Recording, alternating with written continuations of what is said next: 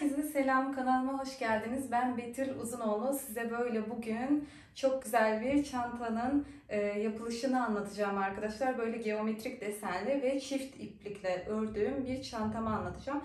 Çantamın ölçülerinden bahsetmek istiyorum. Şu kısımdan tam başladığım zaman tabanına kadar çantamın boyu 28 santim. Şu tam kulpundan ölçtüğüm zaman tabanına kadar 56 santim. Ve şu en geniş kısmından ölçtüğüm zaman da çantamın genişliği tam 48 santim arkadaşlar. Şu şekilde bakın, tabanı da kare taban bir çanta. Yine tabanını da bu şekilde buradan baştan sona ölçtüğüm zaman 31 santim yapıyor arkadaşlar. Şöyle iç hacmi gayet güzel, kaliteli, tok duran bir çanta elde ettim. Gayet derin bir çantam var. Şöyle bakın, üstümde tuttuğum zaman zaten büyüklüğünü anlayabiliyorsunuzdur. Arkadaşlar açıkçası bu çantayı bu şekilde tutturmak için tam 3 kere uğraştım. YouTube'da farklı kanallarda da tarifine baktım, yapılışına baktım. Fakat asla bu ölçüyü tutturamadım arkadaşlar. Aynı YouTube'daki diğer kanallardaki gibi ilerledim ama asla şu ölçü tutmadı. Onu bilmenizi istiyorum. Gerçekten bu ölçüyü çok dikkatli bir şekilde, özenli bir şekilde kendim dediğim gibi 3. örmede çıkardım. Ve size de bunun tarifini vermek istedim. Çünkü bu çantayı arkadaşlar bir tık şu kısmı geniş yaparsanız bu sefer derinlik kısa kalıyor. Çantanın absürt bir model ortaya çıkıyor açıkçası. Ya da daha uzun yaparsanız taban kısmı çok dar, uzunluğu çok geniş oluyor. Bu sefer upuzun bir çanta ortaya çıkıyor. O yüzden inanın bu ölçüler tam ölçüsü diyebilirim arkadaşlar. Şu şekilde bakın, bir daha koluma takayım. Şöyle göstereyim yakından da size desenimi. Çantaya koyduğum zaman arkadaşlar hiçbir şekilde modelde bozulma olmuyor. Zaten bu çantanın biraz da özelliği o açıkçası. Çantayı bir yere bıraktığınız zaman çanta yamulmaması lazım. Şu simetriyi kaybetmemesi lazım arkadaşlar. Bu yüzden çift iplikle ördüm diyelim. Ve size tarifini, yapılışını verdim. Siz de arkadaşlar kanalıma destek olmak için abone olabilirsiniz ve videonun altına yorum ve görüşlerinizi bildirebilirsiniz. Şimdi çantanın yapılışına geçelim. Evet arkadaşlar, şimdi benim geometrik şekilde çantam bu şekilde 4 parçadan oluşacak. 3 tanesi parçayı yaptım. Bir tanesini sizinle birlikte yapacağım. Zaten hepsi tamamen aynı modelden oluşuyor. Bir tanesini göstermem yeterli. Ve bu şekilde arkadaşlar çile ipim vardı. Kendim bunu bu şekilde yumak haline getirdim. Bu şekilde çile ipimi şu şekilde 2 kat kullanarak bu geometrik desenli çantamı ördüm. Çünkü arkadaşlar bu ip biliyorsunuz şu şekilde, bu şekilde satın aldığınız iplere göre çile olan ipler daha ince oluyor. Kağıt ipler biliyorsunuz. Ve bu iple de bu geometrik desenli olacağı için bu çantam benim kutu gibi durmalı. Yani çok böyle yamulmamalı.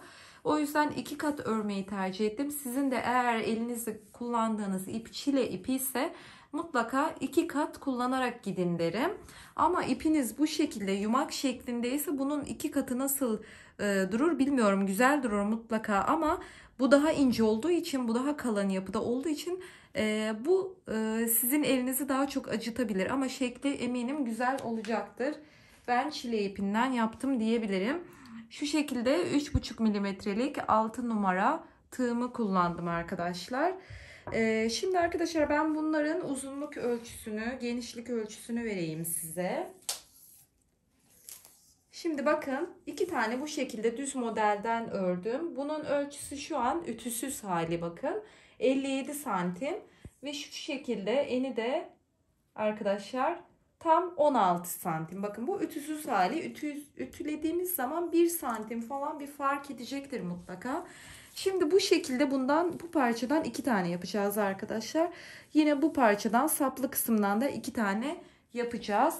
Saplı kısmın hemen onun da uzunluk ölçüsünü vereyim size. Yine bakın ütüsüz haliyle söylüyorum. Dikkatinizi çekerim. Şimdi şöyle sapının tam şuradan itibaren ölçüyorum, bakın. Ölçüsü tam 47 santim arkadaşlar. Şimdi bakın, benim ördüğüm modelden Arkadaşlar şimdi göstereceğim modelden 2 tane bu şekilde aynı yöne bakan saplı kısımları örüyoruz. 2 tane de bu şekilde sadece dümdüz bir şekilde sapsız kısımları örüyoruz.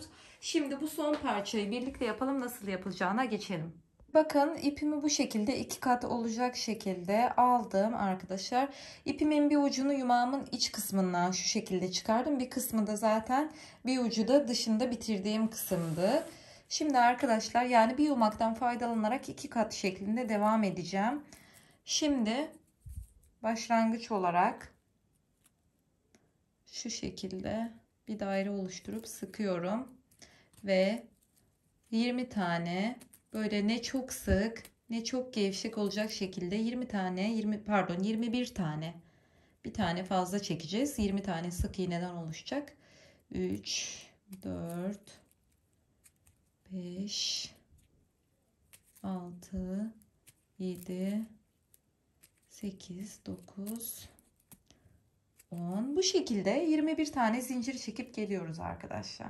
Şimdi bakın 21 tane zincirimi çektim geldim, bu şekilde tamamladım ve hemen arkadaşlar son zincirden bir önceki zincire hemen yanındakine batarak bir tane sık iğne yapıyorum ve hemen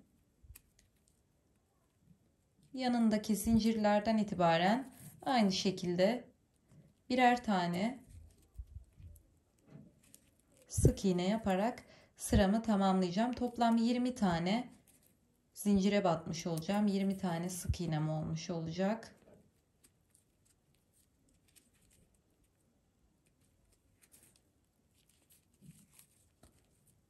Bu şekilde arkadaşlar son zincirime kadar tamamlayıp geleceğim. Bu şekilde son zincirime kadar batarak geldim arkadaşlar. 20 tane sık iğnem yaptı. Şimdi burada hemen ters çeviriyorum. Bir tane zincir çekeceğim. Şöyle bir üst sıraya geçmek için.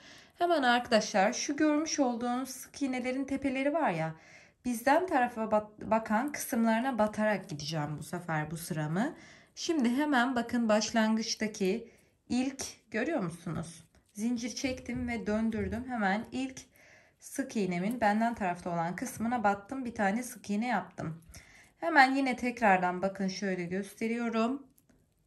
Şu şekilde bakın benden tarafta olan kısmına batarak bu şekilde bir diğer sıramı ilerleteceğim.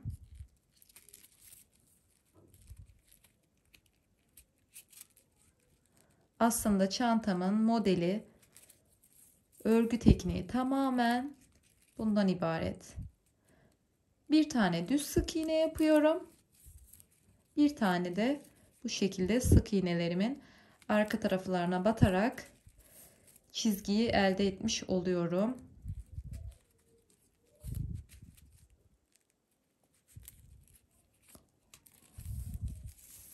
Şöyle bakın hemen göstereyim. Şöyle desenimi çevirdiğim zaman bakın görüyor musunuz? Şu sık iğnelerin arka tarafına battığımız için ön kısmında kalanlar bize çizgilerin oluşmasını sağlayacak arkadaşlar. Yine aynı şekilde bu sıramı da sonuna kadar sık iğnelerin kendinizden taraftaki kısımlarına batarak 20 kere batarak bitiriyorsunuz. İkinci sıramı da tamamladım geldim, 20 tane sık iğnemi yaptım. Sonra tekrardan ters çeviriyorum arkadaşlar. Bir tane her başlangıçta şöyle bir tane zincir çekerek devam edeceğim. Şimdi tamamen sık iğnemin iki tarafına da şu şekilde batarak sıramı tamamlayacağım arkadaşlar.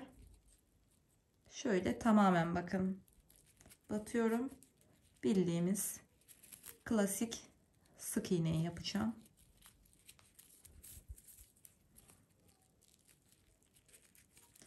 Yine bu şekilde arkadaşlar sıramın sonuna kadar sık iğnelerimi yaparak gideceğim. Üçüncü sıramda klasik sık iğne şeklinde bitirdim geldim. Tekrardan şimdi yine ters çeviriyorum. Bir tane zincir çekiyorum. Yine bu sefer arkadaşlar sık iğnelerin benden taraftaki kısımlarına batarak 20 tane yine sık iğne yapacağım. Şu şekilde benden taraftaki kısımlarına batıyorum. Modelim bundan ibaret arkadaşlar. Bir normal sık iğne yapıyorsunuz. Bir de kendinizden taraftakilere batarak sırayı tamamlıyorsunuz. Ve her dönüşte bir tane zincir çekerek bir üste çıkmış oluyorsunuz. Şöyle bu şekilde bakın. Bu sıramı da tamamlayacağım. Şu şekilde gördüğünüz gibi çizgiler oluşmaya başlayacak.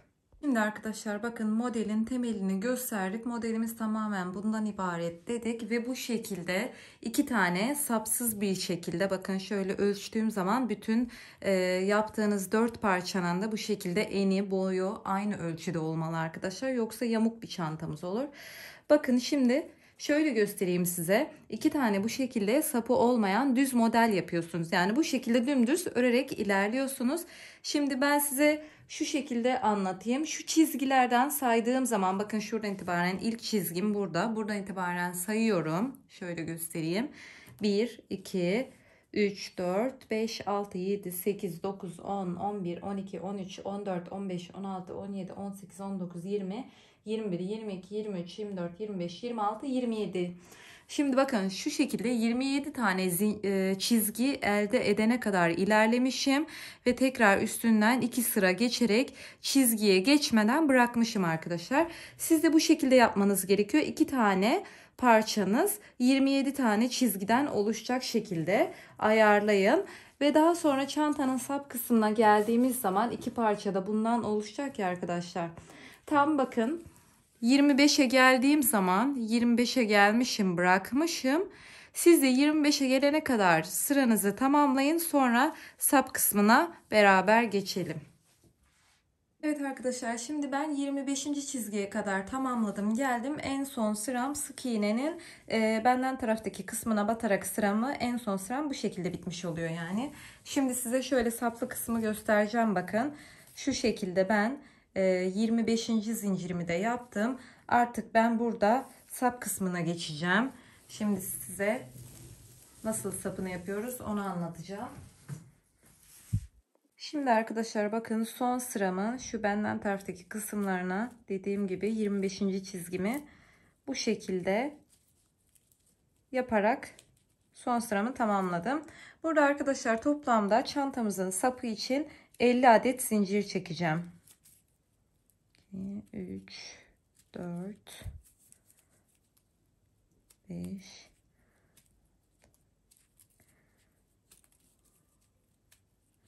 bu şekilde 50 adet zincirimizi çekelim arkadaşlar ve mutlaka bir önceki yaptığınız sapı olan parçayla bu parçanın sap uzunluğu aynı eşitlikte olması lazım. El ölçüsüne dikkat edin arkadaşlar. Şimdi bakın 50 tane zincir çektim, geldim arkadaşlar. Az önce söylemek istediğim şuydu. Şu uzunluklar şöyle gördüğünüz gibi, bakın benimkinde aynı. Böyle yan yana koyduğunuz zaman aynı uzunlukta olmasına dikkat edin. Şimdi arkadaşlar bakın, bizim yaptığımız sıramız zincirle birlikte şu şekilde çizginin olduğu kısımda. Burada arkadaşlar artık normal sık iğnenin olduğu kısma geçeceğiz. Burada hiçbir zincir çekmeden şöyle bakın, hemen yanındaki şöyle zincire batıyorum. Şu şekilde sık iğne yapıyorum.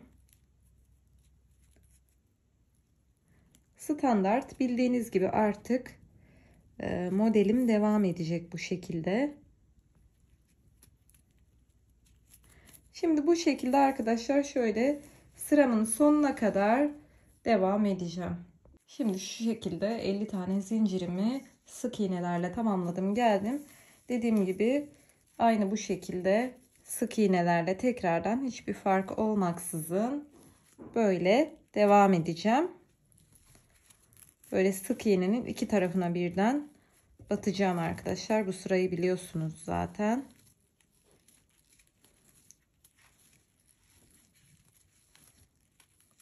Şöyle bu şekilde bu sıramı da tamamlayacağım arkadaşlar.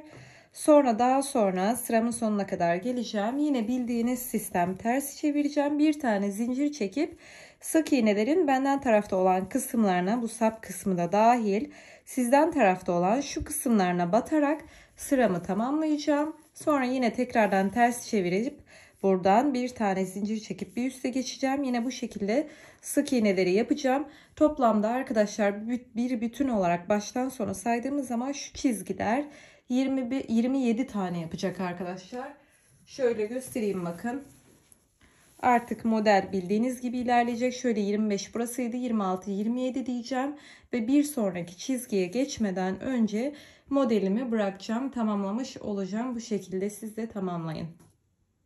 Şimdi arkadaşlar bakın, ben bu şekilde parçalarımı ütüledim, geldim ve bu şekilde konumlandırmasını yaptım. Siz de isterseniz tam bu haliyle ekran görüntüsü alıp parçaları yerleştirebilirsiniz.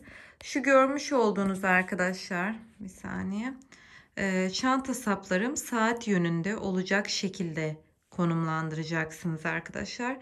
Ve hemen bu saplı kısmın olduğu parçanın tabanının hemen altına şu şekilde diğer sapı olmayan parçaları yerleştiriyorsunuz. Ve şimdi bunların birleştirmesine geçeceğiz. Şimdi arkadaşlar öncelikle bu iki parçamı birleştireceğim. Size daha önce de söylediğim gibi bu saplı kısmın tam tabanına şu şekilde, düz kısmı altına, yani sapı olmayan bir tane parçamı altına koyuyorum ve bu şekilde şöyle dümdüz olacak şekilde koydum. Şimdi arkadaşlar bakın, çizgili kısımlardan itibaren sayıyorum. Şu birinci çizgi 1 2 3 4 5 6 7 8. Tam 8. çizgi benim şu taban kısmını kaplıyor. Buraya bir tane tel tuko ile işaret koydum. Şimdi arkadaşlar ben öncelikle buradan başlayacağım. Şuraya kadar gelip birleştireceğim. Şimdi bakın 8. kısım tam tabanımın bittiği yere geliyor değil mi? Tabanım bittikten sonra benim parçam bu şekilde dönecek. Evet. Tam bu şekilde dönecek. Şimdi 8. kısım bittiğine göre bakın şu kısım benim tabanımın bu kısmına bitecek. Daha sonra ben burayı birleştireceğim. Burada da arkadaşlar hemen bakın sayıyorum. Bir üstte kalan kısmı sayıyorum tel tokadan sonra. 1, 2, 3, 4, 5, 6, 7, 8, 9, 10, 11, 12, 13, 14, 15, 16, 17, 18, 19. Bakın şu 19 tane çizgim kalıyor. Şimdi buradan itibaren tam şu üstünden itibaren sayacağım. Bakın şu birleştiği yerden itibaren 1, 2, 3, 4, 5, 6, 7, 8, 9, 10, 11, 12, 13, 14, 15, 16, 17, 18, 19. Şimdi bu 19. çizgim burada, bu da burada. Şu çizgilerin birbirine eşit gelmesine dikkat edeceksiniz. Demek ki benim birleştirme işlemim bittikten sonra tam burada ben birleştirmeyi bitirmiş olacağım arkadaşlar. Benim bu şekilde konumlandırmam olacak. Dediğim gibi şu çizgilerin birbiriyle, yani şu şekilde karmaşık değil de birbiriyle aynı hizada gelmesi en önemli detaylardan biri arkadaşlar. Dediğim gibi 1, 2, 3, 4, 5, 6, 7, 8. 8. çizgiye kadar şöyle ben çantamı sabitleyeceğim. Şimdi sizin kullandığınız ipe tek mi çift mi iple örüyorsunuz? İpin kullanımına göre, tığın numarasına göre, el işçiliğinize göre bu çizgilerin bittiği yer değişecektir arkadaşlar. Değişmeyebilir. Aynı oranda da örmüş olabiliriz. Ama dediğim gibi benim tam şu tabanımın kapladığı kısım tam 8 çizgiden ibaret oluyor. Şimdi bunun nasıl birleştirildiğine geçelim. Şimdi bakın şu şekilde, dediğim gibi 8. sıraya kadar şu kısmı bitirmiş olacağım. Şöyle bakın, bir tane halka yaptım, oluşturdum, geldim. Şimdi arkadaşlar şu görmüş olduğunuz delikten, yani şuradan en köşedeki delikten itibaren şu halkamı alıyorum alttan. Bu şekilde yukarı tarafa çıkarıyorum. Şimdi arkadaşlar burada bir tane zincir çekiyorum ve buraya bunu sabitlemiş oluyorum. Şöyle biraz sıkacağım. Şimdi arkadaşlar burayı ben şu sıraya kadar karşılıklı bir şekilde birleştirme işlemini yapmam lazım. Burada yapmam gereken şey, bu ipim daima altta kalacak arkadaşlar. Bakın şu halkamı şöyle biraz çıkarıyorum ve hemen karşısındaki tam şu köşedeki, bakın tam bu köşedeki kısma batıyorum. Bakın ipim her zaman altta ve hemen tam yine karşısındaki şöyle herhangi girebileceğim boş kısmı batıyorum. Bakın Şöyle bakın, buradan üstten battım. Buradan üstten battım. Tığımı bu şekilde arkaya çıkardım. Ve arkadan şu ipimi şu şekilde doluyorum. Ve tığımla batmış olduğum her noktadan şöyle göstereyim. Bu şekilde çıkaracağım. Umarım anlaşılır olmuştur. Bir daha göstereceğim şimdi. Bakın şu şekilde tığımı çıkardım şimdi. Şimdi öncelikle soldan bakın, yine şu üste geçiyorum bu sefer. Biraz geniş bırakıyorum bakın şu yuvarlağımı. Şuradan üstten batıyorum. Bakın üstten batıyorum soldan. Daha sonra sağ kısımdaki hemen diğer parçadan tam karşısındaki boşluktan batıyorum. Yine üstten ve tığımı arkadan doluyorum. Ve bu şekilde bütün halkalardan geçiriyorum. Şimdi hemen bir üstündeki boşluğa batıyorum. Hemen karşısındaki boşluğa batmam gerekiyor. Bakın şu şekilde. Ve hemen alttan ipimi tığıma dolamam gerekiyor. Bu işlem sizi biraz zorlayacaktır ama yani bunun en iyi yolu bu, emin olun. Sanırım çok sıkıntılı bir yerden battım. Bir daha batacağım. Şöyle size nasıl bir şey oluşacak burada onu gösteriyorum. Bakın şöyle bir tane bu şekilde sanki sık iğne yapmışsınız gibi bu şekilde başaklarım oluşacak. Hemen üstünden batıyorum. Önce soldan, sonra sağdan ve hemen en alttan ipimi doladım ve bu şekilde ipimi bütün battığım noktalardan geçirdim. Bakın bu şekilde bir yol elde ettim. Şu şekilde hemen önce sol, sonra sağdan tam karşısındaki bir boşluk, tığıma doladım. Yani bunu karmaşık gibi gözükebilir ama denemeye başladığınız zaman mantığını direkt anlayacağınızı düşünüyorum. Bu şekilde bakın, gördüğünüz gibi şöyle bir yol elde edeceğiz her battığımız noktadan. Bu şekilde arkadaşlar tam şu tel tokamın olduğu kısma kadar, yani şu 8. sıraya kadar, şu tabanımın olduğu kısma kadar burayı bu şekilde örerek geleceğim arkadaşlar.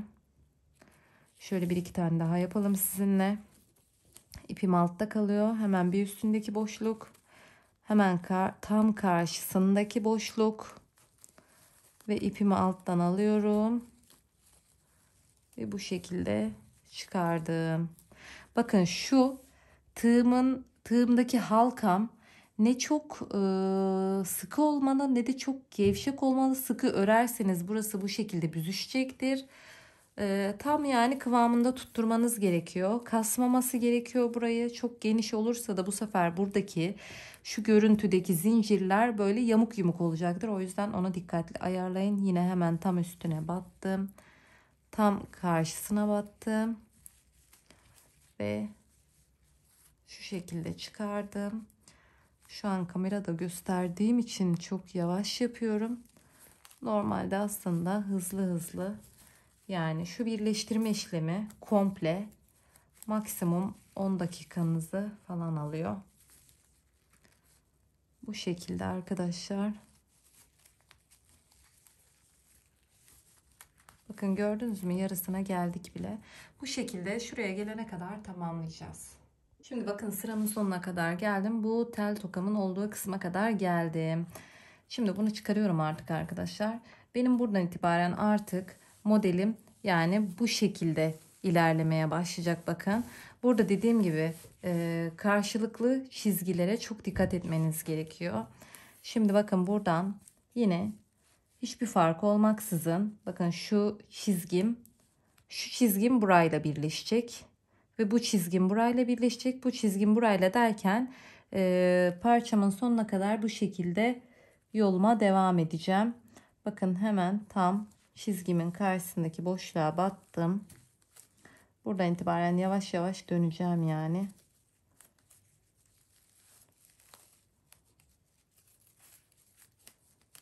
Şu şekilde geçirdim. Evet bakın. Ve hemen yine bakın şuradaki boşluktan battım. Hemen tam karşındaki boşluktan battım. Ve şöyle geçireceğim yine. Hemen bir üstündeki boşluktan battım. Hemen karşıya geçtim.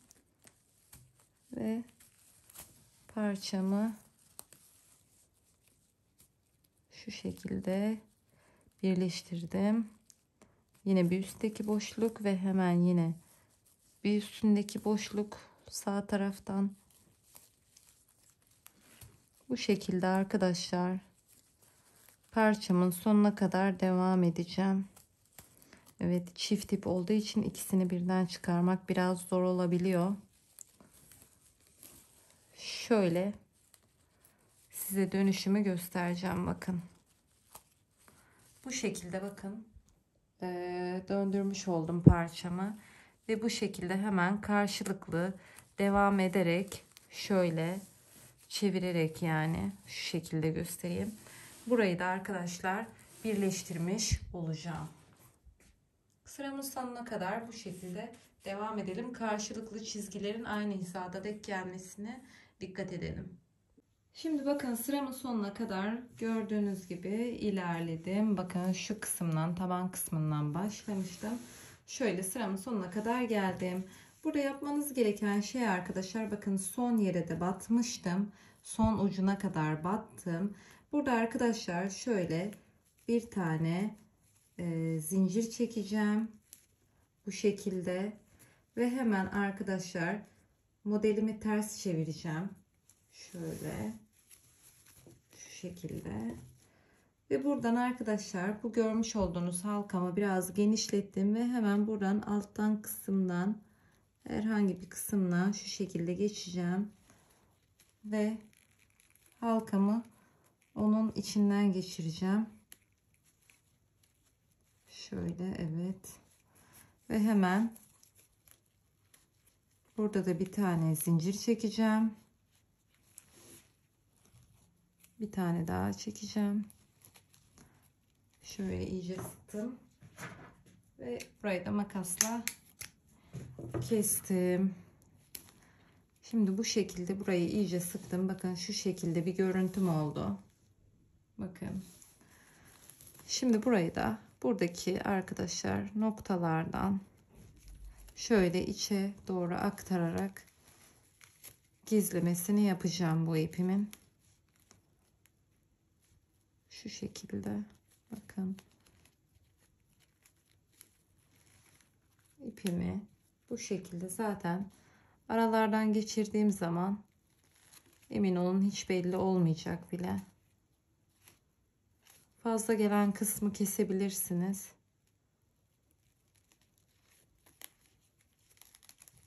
Mesela bunu da geçirdikten sonra artık ipimi kesebilirim. Evet, bu şekilde bakın. Şimdi bu şekilde arkadaşlar ben birleştirmemi yaptım. Diğer parçayı da aynı bu şekilde aynı yönde koyuyorsunuz. Ve birleştirmesini yaptıktan sonra bu sefer bu iki parçayı birbirine birleştireceğiz. Evet arkadaşlar, gördüğünüz gibi bu şekilde iki parçamı da ayrı ayrı ördüm geldim. Şuradan başladım taban kısmından ve birleştirmeleri ikisine de ayrı ayrı uyguladım. Şimdi sıra geldi bu iki parçayı birleştirmeye. Şimdi iki parçanın örümüne geçelim. Şimdi arkadaşlar bakın iki parçayı birleştirmek için benim konumlandırmam bu şekilde olacak. Siz de tam bu şekilde ekran görüntüsü alıp parçalarınızı yerleştirebilirsiniz. Bakın şu taban kısmını görüyor musunuz? Şu köşeli kısımlar bu şekilde karşılıklı birbirine bakacak arkadaşlar. Ve şu sap kısımları da karşılıklı yine çapraz duracak arkadaşlar. Şimdi aynı bakın nasıl burada başlayıp şu şekilde gelip devam edip bu parçanın sonuna kadar bu şekilde ördüysek, yine arkadaşlar bu taban kısmından tam şuradan batıyorum. Yine bu başlangıçta diğerinde şuradan battığım gibi şuradan batıyorum tam arkadaşlar, sağlı sollu batarak arkadaşlar buraya kadar geliyorum, köşe noktama kadar. Köşe noktama geldikten sonra hemen modelimi çevireceğim bakın ve köşe noktamdan itibaren, şuradan itibaren şu parçanın sonuna kadar birleştirme işlemini yapacağım. Umarım anlaşılır olmuştur. Şöyle bir daha göstereceğim bakın. Yani şu orta noktadan başladığım zaman benim şu iki ayrı köşem, parçam birleşmiş olacak arkadaşlar. Daha sonra yine taban kısmından batarak şu kısımla şu kısmı birleştirmiş olacağım ve çantam tamamlanmış olacak arkadaşlar. Şimdi bakın ben şu şekilde taban kısmından batarak başladım ve şöyle modelimin yarısına kadar ilerledim arkadaşlar. Sizin de bildiğiniz gibi aynı burada nasıl saydıysak 8 tane çizgimizi, burada da yine bakın 1, 2, 3, 4, 5, 6, 7, 8. Tam burada benim tabanım bitmiş olması lazım. Buradan itibaren çevirip katlayarak devam edeceğim. Buna dikkat edin arkadaşlar. Çünkü tabanımız kare şeklinde olacağı için bir kısmı işte 8 çizgi, bir kısmı 9 çizgiden oluşamaz. Bunlara dikkat edin. Şimdi bakın bu şekilde ilerleyerek buraya kadar geldim.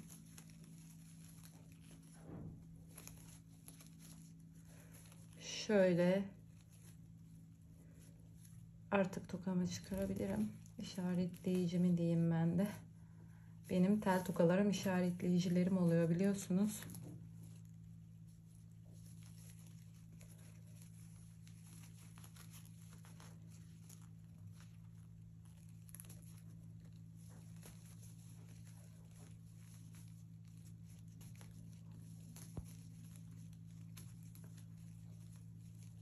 Çantamızın bitmesine çok az kaldı buraya kadar geldiyseniz. Bir noktada takıldım maalesef.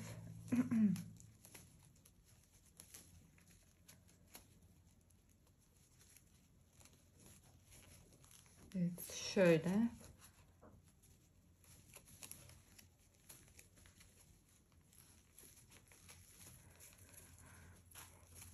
Şu 8. çizgime kadar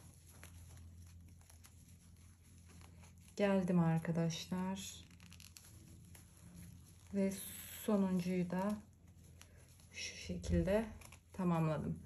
Şimdi bakın şöyle taban çizgimin bir kısmını tamamladım. Şimdi burada yapmam gereken şey arkadaşlar, modelimi bakın buradan itibaren şöyle katlıyorum bakın. Şu şekilde şu kısa modelimin bittiği yere kadar devam edeceğim arkadaşlar. Bu sefer sıra geldi bu şekilde burayı birleştirmeye. Burayı da aynı hesap, hiç böyle farklı bir şey yapmadan, ama tabii şeyi unutmuyoruz, şu çizgilerin karşılıklı gelmesine dikkat edelim. Yine burada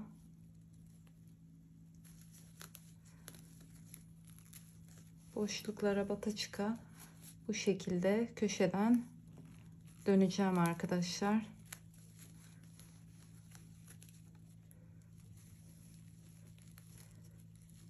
Tam karşılıklı batmaya dikkat edin ki eşit olsun.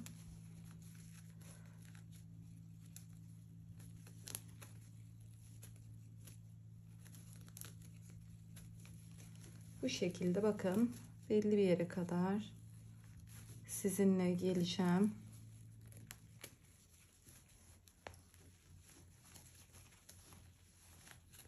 Bakın gördünüz mü? Döndüm bile bu şekilde. Şimdi burayı da dediğim gibi arkadaşlar sıramın sonuna kadar devam ettireceksiniz. Evet, sıramın sonuna kadar ördüm geldim arkadaşlar. Bakın şuradan başlamıştık. Şu iki parça tabanlarımızı buradan başlayarak şu şekilde karşılıklı birleştirerek geldik. Bakın çok da güzel oldu. Şöyle bakın çevireyim. Çantam yavaş yavaş oluşmaya başladı.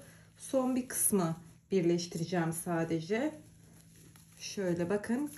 Kalan kısımda hemen şurada gördüğünüz gibi yandaki kısım arkadaşlar. Onu da yine bu şekilde çeviriyorum bakın. Şu tabanımın yine buradan başlayacağım, birleştireceğim ve daha sonra katlayarak bu şekilde sıramın sonuna kadar geleceğim arkadaşlar. Evet, çantamı tamamen birleştirdim, geldim. Valla süper oldu arkadaşlar. Tam örgüsü, sayısı, her şeyi, büyüklüğü tam kıvamında bir çantam oldu gerçekten. Bakın şöyle içini göstereceğim. Gayet kutu gibi ve tam da böyle kalıplı duruyor. Hiçbir şekilde, bakın şu şekilde koyuyorum. 2 kat ördüğümüz için hiçbir şekilde yıkılma olmuyor. Bu çanta böyle geometrik desenli bir çanta olduğu için arkadaşlar bu tarz çantalarda kalıplı durması daha önemli oluyor. Daha hoş gösteriyor. Şimdi gelelim şu sap kısımlarına. Tam şu şekilde karşılıklı arkadaşlar, tam buraya bu şekilde dikeceğiz. Sadece saplarımız kaldı. Onları da tamamladıktan sonra çantamız bitmiş olacak. Şimdi bakın sap kısmını tam bu şekilde, bakın şöyle alta falan katlamayacağım. İsteyen bu şekilde de yapabilir ama hani şu ayrı görüntüyü ben görmek istemediğim için şu şekilde sanki bir bütünmüş gibi buraya dikeceğiz arkadaşlar. Şimdi bakın şöyle iğnem var, kalın uçlu. Şu şekilde arkadaşlar çift kat ip taktım ve şu şekilde bir düğüm attım, geldim. Şimdi arkadaşlar tam şu uç kısmındaki sık iğnemizin arka tarafından battım, bakın. Zaten gözle görülür bir şekilde. Şimdi buradan battım ve şu çantamın sap kısmını aldım. Çantam bu şekilde, bakın sapı geliyor. Şöyle hemen bu kısma yerleştireceğim ben bunu. Şuradan hemen yine başlangıçtan arkadaşlar şu şekilde tam karşıya geçeceğim.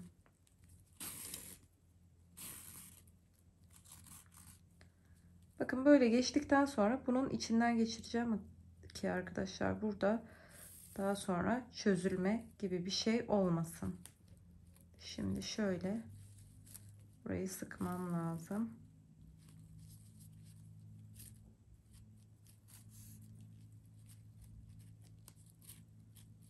Evet. Bu şekilde sımsıkı bastırdım. Şimdi arkadaşlar tekrardan bakın arkaya geçti ipim. Tekrardan hemen şu kısımdaki sık iğnemin arka tarafından battım. Öne geçtim ve yine tekrardan sap kısmından şuradan hemen karşıdaki boşluktan arka tarafa geçtim. Şöyle ipimizi düzeltirsek daha güzel bir görüntüsü olur. Şimdi tekrardan yine arka kısımdan batıyorum. Ve çantamın sapıyla bu şekilde birleştireceğim. Bu şekilde arkadaşlar sağlam olacak şekilde 2 kat geçmeyi planlıyorum. Siz de bu şekilde yapabilirsiniz.